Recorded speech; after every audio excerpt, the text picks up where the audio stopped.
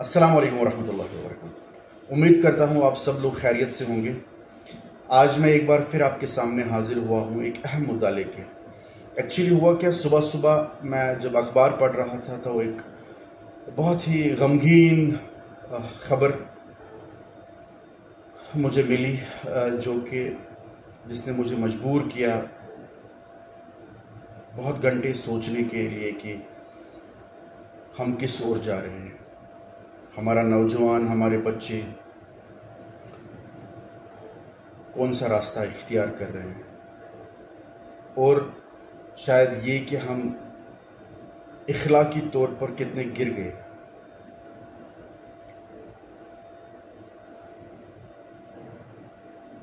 बड़ी अफसोसनाक ख़बर थी वो, किसी इंस्टीट्यूशन के बारे में जहाँ पर बच्चों ने कुछ बुलिंग की थी किसी छोटे बच्चे के साथ, जो भी अंडर इन्वेस्टिगेशन है।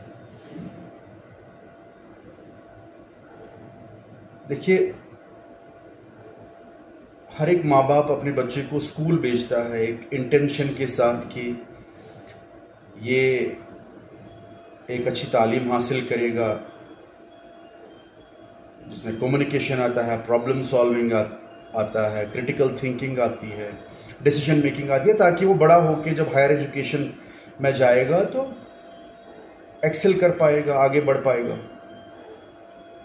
ठीक है, लेकिन हमें ये भी सोचना है कि हम अपने बच्चों को रिलीजियस एजुकेशन कितना दे रहे हैं और इखलाकी एजुकेशन कितना दे रहे हैं, मॉरल एजुकेशन कितना दे रहे हैं।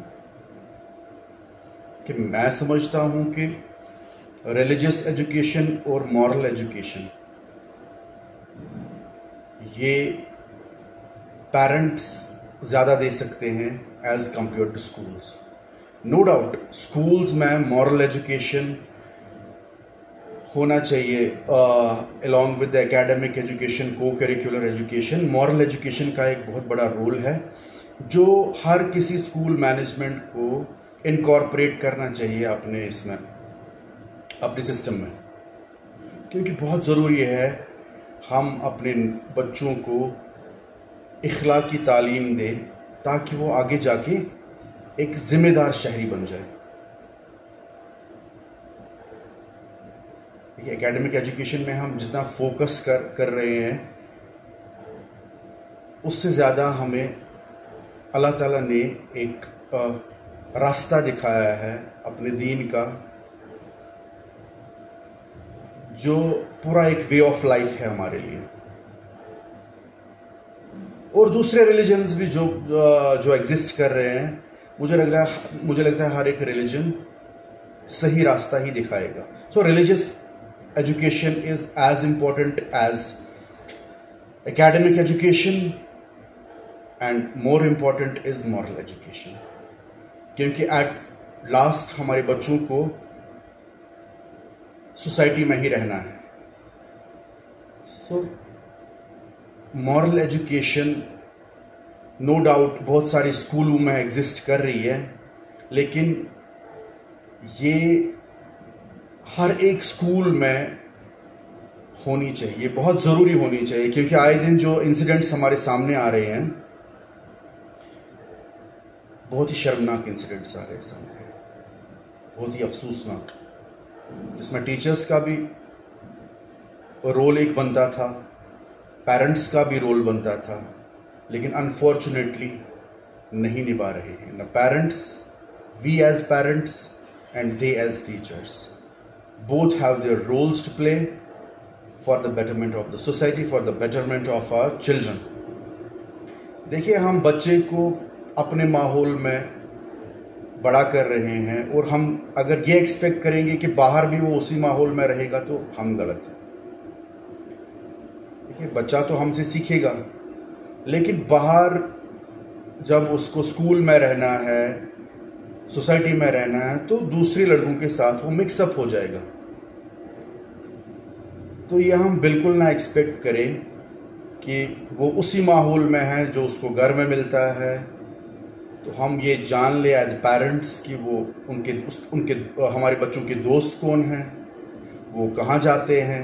ये फ्रेंडशिप अगर वो रखते हैं स्कूल में और लिमिटेड रहेगी स्कूल तक तो ओके है, अगर वो फ्रेंडशिप आगे बढ़ती है, घर में फ़ोन आने लगते हैं, फिर बहुत सारी चीज़ें, एक दूसरे के घर आना जाना लगा रहता है, तो पेरेंट्स को देखना चाहिए कि मेरा बच्चा किसके साथ, किस कंपनी में है, किसके घर जा रहा है, या कौन मेरे घर आ रहा है। ये एक बहुत बड़ी जिम्मेदारी है पेरेंट्स पर ये देखना। और टीचर्स पर ये जिम्मेदारी है कि जो भी 6 घंटे एक बच्चा स्कूल में है उनको प्रॉपरली वॉच करें, और जो भी रिपोर्ट्स उनके बनते हैं प्रॉपरली पेरेंट्स को बताएं। ये बहुत एक कम्युनिकेशन बननी चाहिए, पेरेंट टीचर एक रिलेशनशिप ऐसा बनना चाहिए for the good of the children.